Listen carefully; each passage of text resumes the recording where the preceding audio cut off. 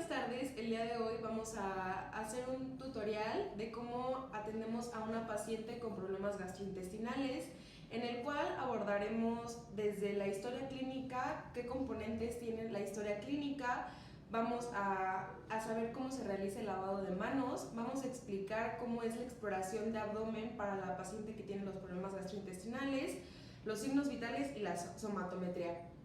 Después vamos a hablar un poco de las enfermedades de los síntomas que pueden ser causados gracias a las enfermedades gastrointestinales. También abordaremos algunas maniobras que nos permiten identificar las patologías más comunes en las enfermedades gastrointestinales, como apendicitis. Antes de cualquier cosa y de comenzar con el lavado de manos, es importante revisar que nosotros no tengamos algún accesorio o objeto que no nos permita explorar bien al paciente. En este caso yo me voy a retirar mi reloj antes de realizar el lavado de manos y cualquier otra cosa que pueda tener que me estorbe para la exploración.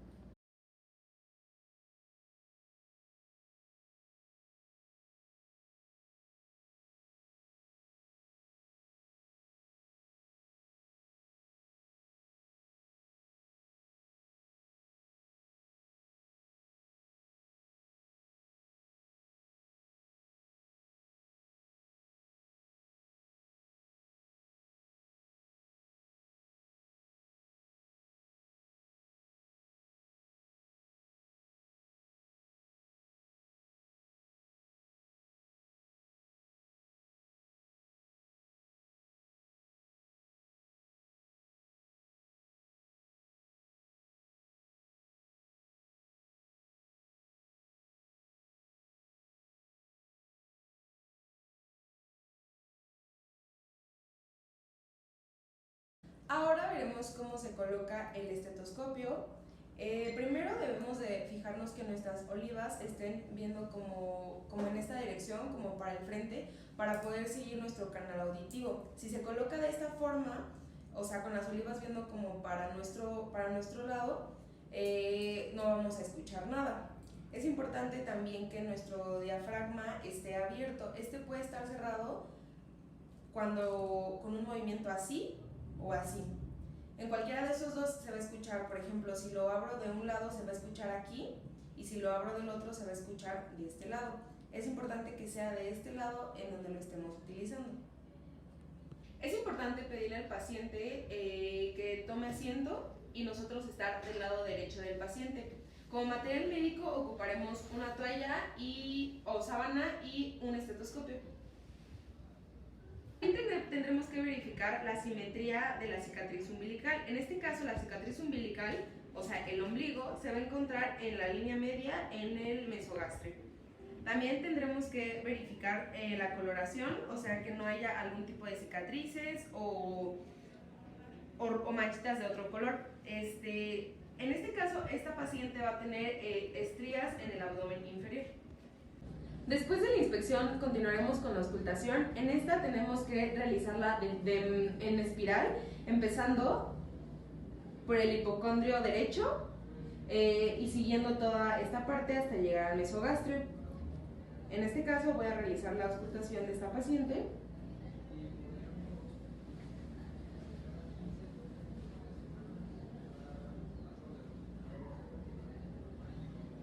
El estetoscopio se puede agarrar de esta forma con los 3 dedos y estos de este lado para abajo, o se puede agarrar de esta forma. Generalmente cuando uno no tiene experiencia se agarra así para no estar golpeando al paciente. También se le tiene que indicar al paciente que puede estar frío y vamos a comenzar. El estetoscopio va a estar un poquito frío, ¿ok?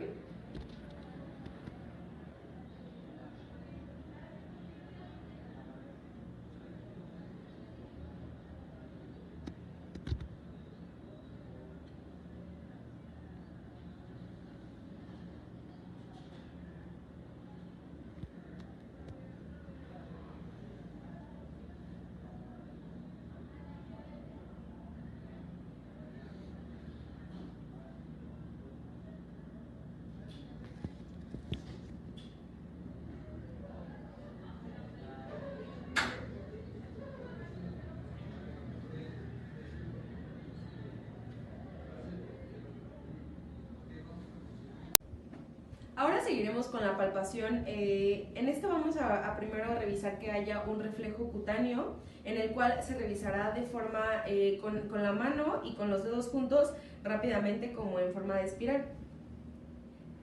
Aquí vemos que la paciente sí tiene un reflejo presente.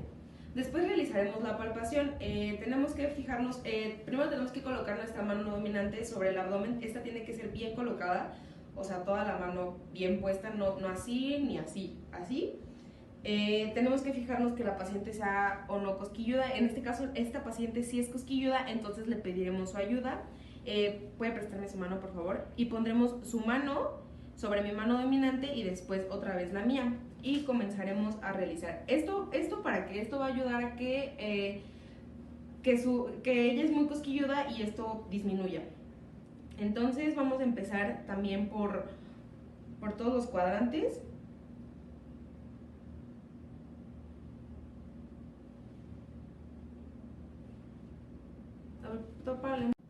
En este caso vamos a empezar por segmentos y esta palpación va a ser superficial, o sea, nada más voy a colocar mi mano así.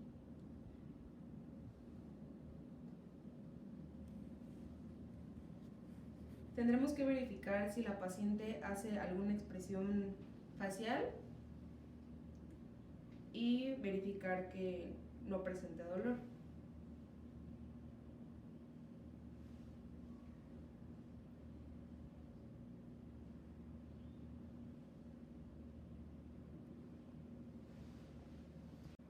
Ahora realizaremos la palpación profunda. Esto se va a hacer ahora con nuestros dedos, vamos a moverlos en círculos. Igual tendremos que verificar las expresiones faciales del paciente y preguntarle si hay dolor.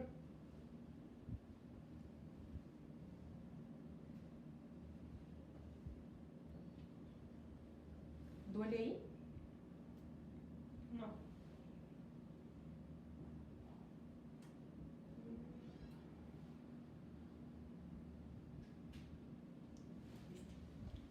Después de la palpación vamos a realizar la percusión. Esta se puede realizar ya sea con un dedo o con dos.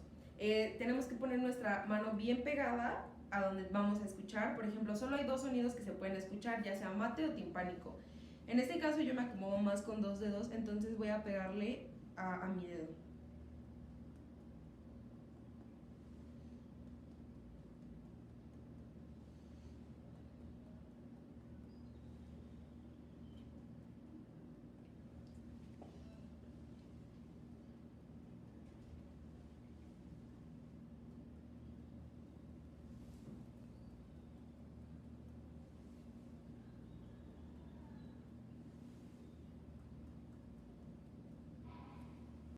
En caso de sospecha de apendicitis, durante la inspección tendremos que verificar que no haya signo de Collen. En este caso no hay porque no se encuentra ningún hematoma en la fosa ilíaca derecha y tampoco el ombligo se encuentra retraído hacia la fosa ilíaca derecha. En la palpación voy a poner dos de mis dedos sobre su fosa ilíaca derecha, en la cual vamos a hacer una maniobra que se llama maniobra de Bomber. En este caso vamos a meter dos dedos lentamente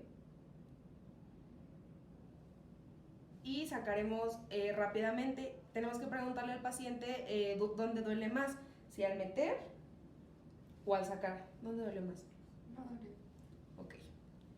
Ahora vamos a realizar la maniobra de rebote, que es similar a la pasada, solo que en esta le vamos a pedir al paciente que cuente hasta 10 o que nos platique algo. Si se corta la respiración al momento de sacar los dedos, significa que puede ser apendicitis. Entonces, ¿puede contar hasta 10, por favor? 1, 2, 3, 4, 5, 6. Ok, aquí no se observó que haya cortado la respiración. En la siguiente maniobra es que nosotros palpemos en la fosa ilíaca izquierda y le duele en la derecha. ¿Duele? No. Para ubicar el punto de McBurning vamos a trazar una línea media imaginaria que va a estar desde la cresta ilíaca hasta la cicatriz umbilical. Vamos a trazar como si estuviera en tres partes, 1, 2 y 3. En la tercera tendremos que palpar. y verificar si hay dolor. No, no hay dolor. En este caso esta paciente no presenta dolor. Ahora realizaremos dos maniobras, que sería la del músculo psoas. Entonces vamos a colocar nuestra pierna a 90 grados y el pie tiene que ir para afuera y la rodilla para adentro. Tenemos que verificar que no haya dolor. Ese sería el del músculo psoas. El del obturador se va a encontrar de la misma forma, pero ahora con la rodilla para afuera. ¿Presenta dolor? No. Okay. Ahora realizaremos la maniobra de talopercusión, en la cual le indicaremos al paciente que le vamos a retirar su zapato. Voy a retirar su zapato.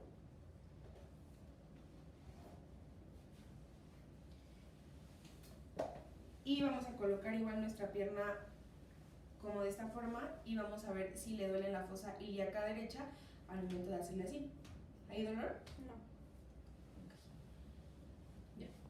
Ahora vamos a seguir con una maniobra que es donde tendremos que brincar y verificar que el paciente va a tener que brincar, y si presenta dolor en la fosa ilíaca derecha, pues también puede ser un signo.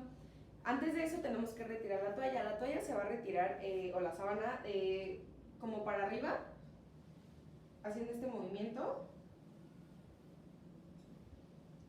y listo.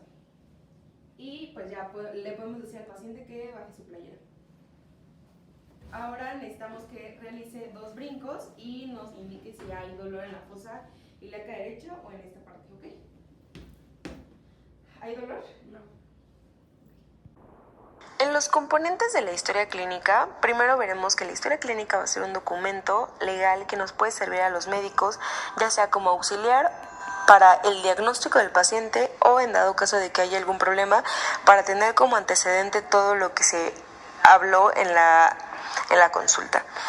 Los componentes serán ficha de identificación, donde va a tener los datos generales y personales del paciente, los antecedentes heredofamiliares, que nos van a hablar de la mamá, de los abuelitos y de la familia, sobre todo cercana, los antecedentes personales no patológicos, que nos van a hablar un poquito de cómo vive esta persona, sus hábitos que generalmente tiene, de baño, de comida y de ejercicio generalmente. Los antecedentes personales patológicos nos van a hablar de todas las enfermedades que ha tenido este paciente, incluyendo traumatismos y cirugías. En los antecedentes ginecobstétricos, sería en mujeres, pero también se le conoce como androgénicos. En caso de hombres, nos va a hablar de todo lo que tenga que ver con la vida sexual y del paciente.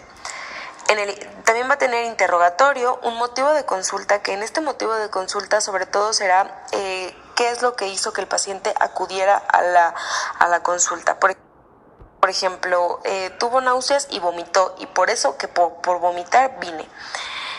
También va a venir un padecimiento actual, de todo lo que este paciente ha presentado, todos sus síntomas generales. Va a también incluir un examen físico, si es necesario estudios de gabinete, llegar a un diagnóstico y pues al paciente poderle brindar un tratamiento. Como habíamos mencionado anteriormente, ahora hablaremos de los trastornos que nos pueden causar algunas patologías, por ejemplo, náusea. La náusea será el deseo intermitente de vomitar, habitualmente se refiere al epigastrio y a la garganta. Otra definición o componente de la náusea también pueden ser las arcadas, que van a ser contracciones rítmicas forzadas de los músculos respiratorios y abdominales que proceden al vómito, pero sin descarga de contenido gástrico. O sea, aquí solo está viendo como una contracción, que como que nosotros queremos hacer eso de vomitar, pero no hay contenido gástrico. El mecanismo de la náusea aún es desconocido, pero se sabe que para su producción requiere la activación de sitios corticales. Las náuseas generalmente traen consigo el vómito y se asocia a una disminución del intestino delgado y del estómago, y se acompaña por actividad parasimpática refleja. Es la eliminación por la boca del contenido gástrico y se divide según diferentes factores. Por su patogenia. Vómitos de origen central. El centro del vómito se estimula directamente por afecciones del sistema nervioso central. Vómitos reflejos. Estimulación del centro de vómito por vía nerviosa y de forma indirecta. Puede ser por causas digestivas o extradigestivas. Vómitos gástricos. Ocurren por patologías gástricas inflamatorias o por trastornos del vaciamiento gástrico. Vómitos de origen vestibular. El equilibrio se mantiene gracias al oído interno, a la visión y al sistema propiocentivo. Cuando esto se desequilibra por afectación del oído interno, se producen vómitos. Vómitos gravídicos. Aparecen en el primer trimestre de embarazo y luego ceden y desaparecen. Por su aparición. Vómito brusco. Casi no hay náuseas. Este es el típico vómito central. Vómito postprandial. Es característico de lesiones en el estómago. Se da después de las comidas, producido por un vaciamiento ineficaz del estómago debido a problemas en la evacuación gástrica. Vómito en ayunas. Característico en alcohólicos y embarazadas. Vómito tardío. Se da de 6 a 12 horas después de comer. Se trata de contenido alimenticio que es posible reconocer. Se da por alteraciones del vaciamiento gástrico. Por su aspecto. Vómito alimentario. Contenido claramente discernible. Vómito bilioso. Aspecto amarillo verdoso implica que el píloro es permeable. Vómito porráceo. Aspecto verdoso. Indica estenosis a nivel del intestino delgado por obstrucción intestinal o peritonitis avanzadas. Vómito fecaloideo. No es frecuente, recuerda al aspecto de las heces. Se produce por obstrucción intestinal baja o por alguna fístula que comunica algún tramo del intestino con el estómago. Vómito hemático. Aparición de sangre en el vómito. Puede ser hematemesis o vómitos en pozo de café. Diarrea la podemos definir como la expulsión de más de 200 gramos de materias fecales por día. La diarrea se debe a perturbaciones del transporte de agua y electrolitos a lo largo del tubo digestivo. Estas perturbaciones son de 5 tipos. 1. Diarrea osmótica. 2. Diarrea secretora. 3. Diarrea por permeabilidad anormal. 4. Diarrea por alteraciones de la movilidad intestinal. Y 5. Diarrea por alteraciones de transporte iónico activo. Clasificación. La diarrea la vamos a clasificar en 3. Diarrea leve, diarrea moderada, diarrea grave. Diarrea leve, una de 2 evacuaciones al día, sin moco, sin sangre, sin fiebre. Tolera a la vía oral. Diarrea moderada, más de 2 evacuaciones diarias, pero menos de 3 evacuaciones en 8 horas. Sin moco, sin sangre, sin fiebre, tolera a la vía oral. Diarrea grave, más de 10 evacuaciones en 8 horas. La diarrea acuosa aguda, que dura varias horas o días, comprende el cólera. La diarrea con sangre aguda, también llamada diarrea disentérica o disentería. La diarrea persistente, que dura 14 o más. El dolor abdominal es la sensación desagradable referida al cuerpo que representa el sufrimiento producido por la percepción psíquica de una lesión o enfermedad. Para la exploración física, el examen físico debe ser completo y sistémico y consiste en inspección, auscultación, palpación y percusión. Es importante hacer la auscultación antes de la palpación porque, de ser lo contrario, se podría ver afectada. El dolor abdominal puede ser de 3 tipos. Visceral, que se siente en el lugar de la estimulación primaria, es usualmente sordo, molesto y pobremente localizado, siendo difícil de describir. El segundo es el parietal, que es profundo debido a irritación o inflamación del peritoneo parietal o de la raíz del mesenterio. Es más definido y más fácil de describir que el visceral. Y el referido, que se manifiesta en un lugar distinto al que es estimulado, es más frecuente en el adulto mayor, lo que explica frecuentemente la dificultad diagnóstica del dolor abdominal y el que patologías como la neumonía o la isquemia miocárdica puedan presentarse como dolor. El dolor abdominal puede surgir desde cualquier estructura interior del abdomen o de la pared abdominal. Los mensajes de dolor que se originan en el pecho, espalda o pelvis pueden a veces percibirse como precedentes del abdomen. La transmisión del dolor se realiza por el sistema nervioso periférico a partir de 2 fibras nerviosas distintas, las fibras delta A y fibra C. El dolor es de principio progresivo, es sordo y constantemente es mal localizado. Se acompaña de náuseas y sudoración. El dolor intraabdominal se presenta por el estiramiento de las vísceras, la distensión brusca de los órganos huecos, tracción del peritoneo, mesenterio o vasos mesentéricos, contracciones musculares vigorosas del intestino, inflamación que puede ser infecciosa o química e isquemia. En el interrogatorio se pregunta sobre la localización, en dónde está ubicado el dolor, en qué región, la calidad, el principio, cuándo empezó el dolor, las características temporales, ya sea si es un dolor tipo cólico o ardoroso, que está presente, viene y va, la intensidad. Aquí se califica de 1 al 10, siendo 1 el dolor más leve que ha sentido el paciente y 10 el que mayor ha sentido. ¿Qué posición o actividad o aumento disminuye el dolor? Y las características acompañantes, si se acompaña de otro síntoma como la náusea o el vómito. La constipación es la alteración basada en síntomas caracterizada fundamentalmente en una disminución del número de posiciones, considerando como normal una frecuencia entre 13 posiciones por día hasta 13 posiciones por semana.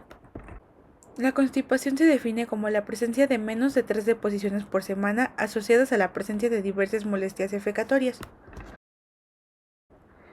Para su diagnóstico se usan los criterios de Roma 3, que consisten en la presencia de 2 o más de los siguientes criterios: esfuerzo excesivo al menos del 25% de las deposiciones, heces duras al menos en el 25% de las deposiciones, sensación de evacuación incompleta al menos en el 25% de las deposiciones, sensación de obstrucción anal al menos en el 25% de las deposiciones, maniobras manuales para facilitar la defecación al menos en el 25% de las deposiciones, menor de 3 deposiciones a la semana.